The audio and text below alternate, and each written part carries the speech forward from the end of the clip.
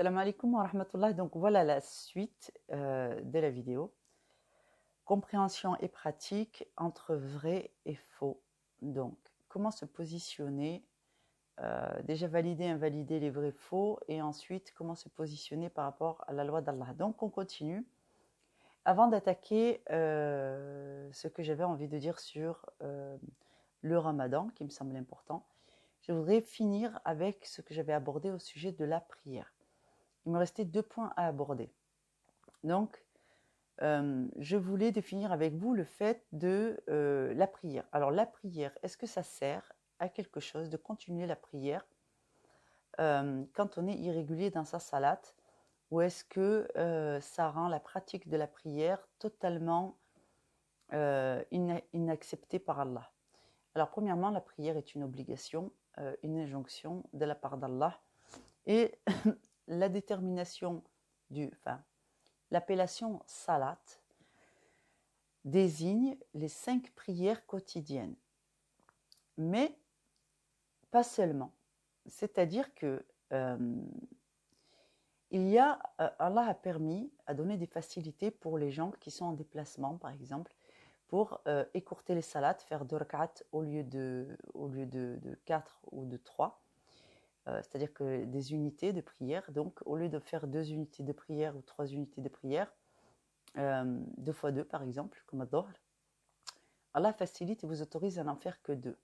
Pour la prière où il y en a 3, vous devez maintenir les 3. Et pour la rattacher à la dernière prière de la journée où il y en a 4, vous pouvez n'en faire que 2 sur la dernière prière, par exemple. Mais ça, c'est donc des facilités qu'Allah donne aux voyageurs, par exemple. Il faut que votre trajet dépasse 80 km, je crois. Mais vous pouvez appliquer cette règle dans la mesure où vous êtes malade et vous êtes obligé de faire un transport, un trajet. Vous êtes atteint déjà d'un certain nombre de difficultés pour vous tenir à votre salat et c'est déjà un très lourd fardeau pour vous, mais vous ne voulez pas céder à la fatigue, au wasawis, à vos mots occultes et vous avez été en déplacement toute la journée ou vous avez peur de partir en déplacement, faire vos obligations parce que vous êtes très fatigué par le voyage et s'acquitter de la salate en rentrant de toutes les salates, c'est trop lourd pour vous. Sachez que c'est à vous d'évaluer votre état et de vous dire, bon voilà, moi je suis malade, je me fatigue très vite, j'ai des difficultés respiratoires par exemple. Être en voyage, s'acquitter d'une part de mes prières sur le trajet, c'est possible, mais attendre le retour pour rattraper toutes les prières de l'après-midi entre Dhuhr, le Maghreb et l'Aïcha, ça me fait trop et je sais que je vais être fatiguée, donc soit je renonce à mon voyage, pourtant j'ai des choses à faire, soit je rattrape tout le soir, mais je sais que je vais être fatiguée, j'ai des problèmes de maladie aux jambes, j'ai de l'arthrite ou de l'arthrose qui va me coûter pour le rattrapage de la prière. Sachez que dans ces cas-là, Allah vous accorde de vous donne des facilités, c'est-à-dire en fonction de votre état de santé. Ça sera entre vous et Allah et votre compréhension de la religion. Donc, vous connaissez les impératifs, vous connaissez les obligations et vous savez qu'Allah donne des dérogations aux gens qui voyagent et aux gens qui sont malades. Donc, si vous êtes malade et que vous avez un voyage, mais que la distance à partir de laquelle on considère que c'est un voyage qui est suffisamment fatigant pour écourter les prières, vous, votre trajet, il est moins long, mais que votre état de santé est plus lourd que les gens en bonne santé, eh bien, pour vous, ça pourrait s'appliquer. Mais c'est entre votre état de conscience, parce que vous connaissez bien votre maladie, vous connaissez bien votre corps, vous connaissez réellement vos difficultés, et ce que Allah a ordonné, parce qu'il a aussi donné donc, des facilités pour les gens qui sont malades. Donc les gens qui sont malades ont l'autorisation de prier assis. Les gens qui sont trop fatigués, trop éprouvés, trop endoloris pour faire leurs ablutions, Allah leur a accordé de faire les ablutions sèches.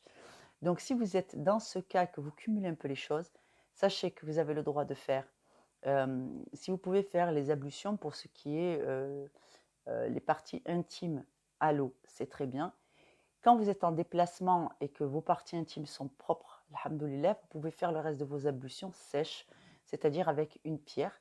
Et si vraiment vous n'avez rien, il vous reste la méthode, alhamdoulilah, qu'Allah a agréée pour les gens qui sont vraiment malades et très éprouvés, de prier dans vos mains et de passer vos mains et de demander à Allah de vous purifier et de vous nettoyer. Donc vous faites le maximum, mais l'idée c'est de ne jamais abandonner la salat, parce que c'est dans la salat que vous allez trouver le soutien d'Allah. Et quand on est malade, on a plus que jamais besoin du soutien d'Allah. Donc ça c'était une partie des choses. La deuxième partie, c'est si j'ai du retard et je prends toujours du retard dans mes prières, que je n'arrive pas à me conformer à la régularité qu'Allah demande, est-ce que ça vaut le coup de faire les prières? Quoi qu'il arrive dans votre vie, ça vaut le coup de faire les prières parce que cette discipline, cette gymnastique du corps, du cœur et de l'esprit va faire de vous des personnes plus fortes et déterminées à réussir, mais aussi vous allez obtenir l'agrément d'Allah. Si vos prières, vous les purifiez dans le sens où vous faites avec toute la pénibilité qu'il peut y avoir autour, le meilleur de ce que vous pouvez faire, même si ce n'est pas parfait. Allah rétribue à l'effort. Donc la réalité, c'est que Dieu connaît les contraintes et la pénibilité pour chacun de son commandement et de l'exercice de son culte. Et c'est en fonction de ça qu'Allah va rétribuer peut-être plus généreusement quelqu'un qui a des difficultés et qui se tient malgré tout à l'obéissance. Il va rétribuer mieux. Il va être plus satisfait de la personne qui fournit beaucoup d'efforts et que ça lui coûte beaucoup.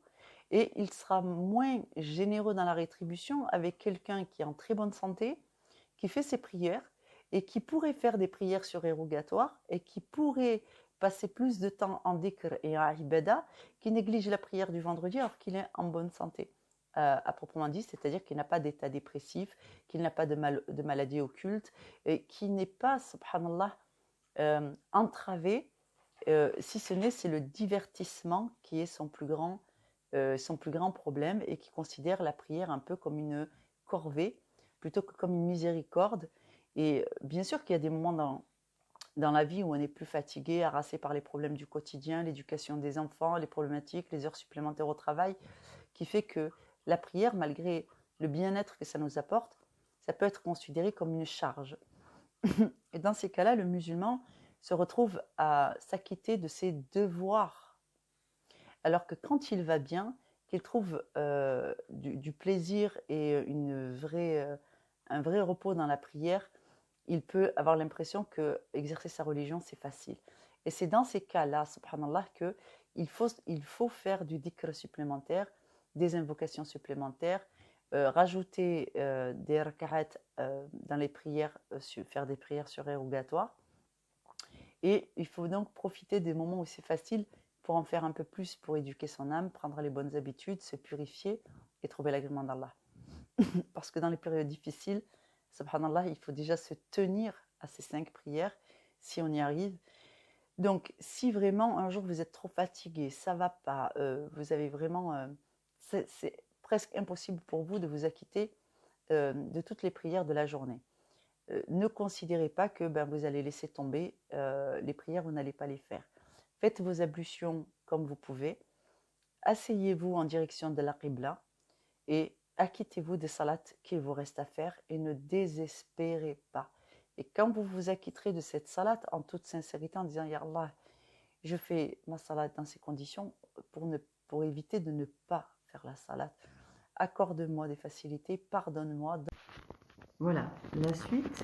Là, je voudrais ajouter, avant de continuer, une petite mention spéciale pour les hommes qui ne sont pas satisfaits que leur femme ne porte pas le hijab et qui se disent que c'est peut-être une raison de divorce ou que c'est une raison de conflit au sein du foyer. Alors, si vous avez le sentiment que votre femme devrait porter le hijab et que vous bataillez avec elle, sachez que vous n'avez pas le droit de vous mettre en porte-à-faux avec elle pour un choix qui lui appartient. Quand bien même vous êtes marié, vous considérez que vous avez des droits sur votre épouse. Le droit d'Allah, de son messager et les lois d'Allah priment sur votre conjointe, sur votre femme, plus que vous.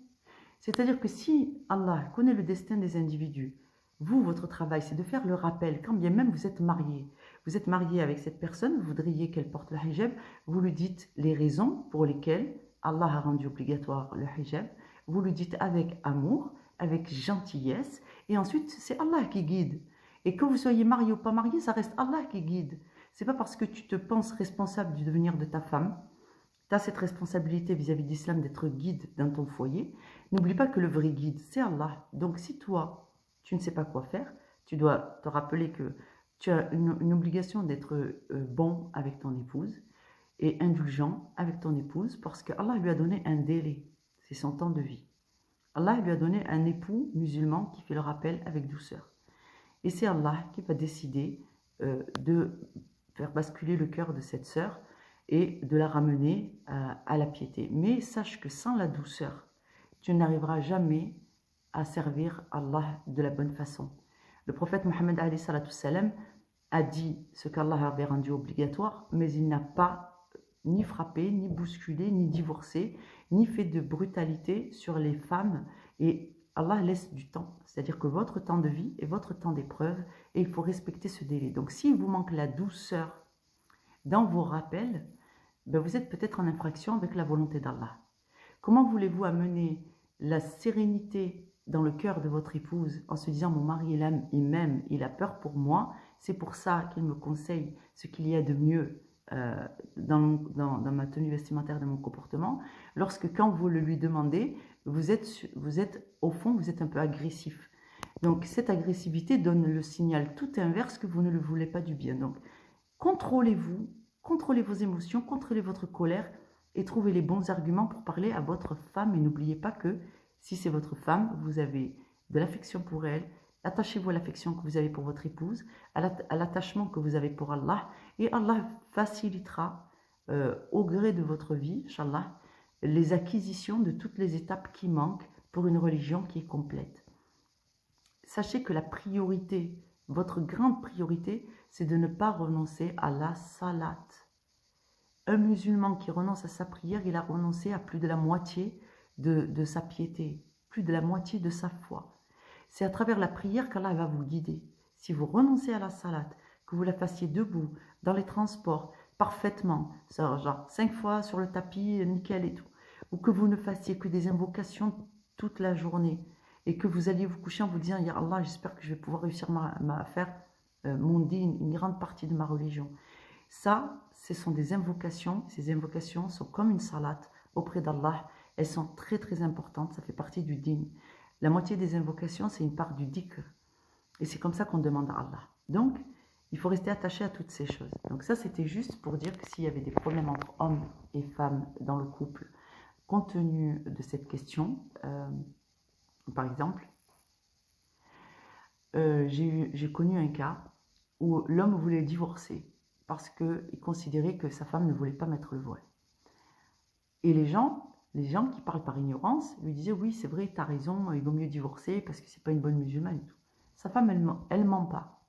Elle ne veut pas mettre le voile pour faire plaisir aux gens, même pour faire plaisir à son mari, si elle n'a pas vu l'utilité et que son cœur n'est pas prêt. D'accord? Donc, elle va le mettre par hypocrisie, elle va développer un sentiment d'hypocrisie parce qu'elle n'est pas en phase avec ce qu'elle fait. Donc, ça, c'est les gens qui n'aiment pas le mensonge. Déjà, premièrement, c'est une qualité. Deuxièmement, sa femme n'a pas trahi le mari, n'a pas trahi le mariage. D'accord? Et elle a respecté, donc là, en se faisant, moi, j'ai ordonné au mari, par message, parce que j'ai été ferme, donc ça veut dire vraiment, monsieur, tu exagères. J'écoute, tu es marié avec une femme qui t'honore, qui te comble, qui t'a donné des enfants, qui veille à la sécurité de ton foyer, qui veille sur l'argent que tu rapportes au foyer, qui te respecte par ailleurs, qui te fait de la bonne nourriture, qui s'occupe de toi, de ton logement, de tes vêtements. Et subhanallah, elle est très bien pour toi, cette femme. Elle est gentille, elle est douce avec son mari, elle te respecte. Et tu veux la divorcer sur la base de ton ignorance? La hawla wa la quwwata illa billah. J'écoute, si tu divorces, tu auras ouvert toi-même la porte en grand à Satan. Si tu agresses encore ton épouse sur la question du voile, comme tu as l'habitude, femme, obéis-moi, mets le voile, femme, obéis-moi, mets le voile, je dis, wallahi, tu auras ouvert 2 portes à Satan dans ton couple. Et c'est toi qui auras gâché un beau mariage qu'Allah t'aura donné. Je dis, voilà ce qu'il en est. La première chose, c'est que tu acceptes la volonté d'Allah. La deuxième chose, en acceptant la volonté d'Allah, tu fais le rappel à ta femme. La troisième chose, tu dois connaître ta religion et accepter que c'est Allah qui guide. Donc, tu vas t'adresser à ta femme et lui dire avec la voix la plus douce, dans un moment d'amour que vous avez su créer. Tu vas lui dire, ma femme, si tu savais comme j'ai peur pour toi, subhanallah. Tu as été une bonne épouse pour moi. Tu es quelqu'un que j'aime, que j'affectionne. Tu protèges mon foyer. Tu as fait que notre vie de couple soit une réussite. Tout ce que je mets entre tes mains, tu le fais fructifier. Mais j'ai peur pour toi parce que tu désobéis au messager lorsque tu ne portes pas ton voile et à Amri que je t'aime. J'ai peur pour toi, subhanallah, Allah m'en est témoin. J'aimerais que tu t'alignes et que tu obéisses à Allah et à son messager et que tu revoies la question du voile. Et tu laisses ta femme sur un moment où vraiment elle a vu que son mari, il aime sincèrement et il a peur pour elle, pour sa vie future. Ça aura plus de résultats que tous les rappels énervés que tu pourras lui faire.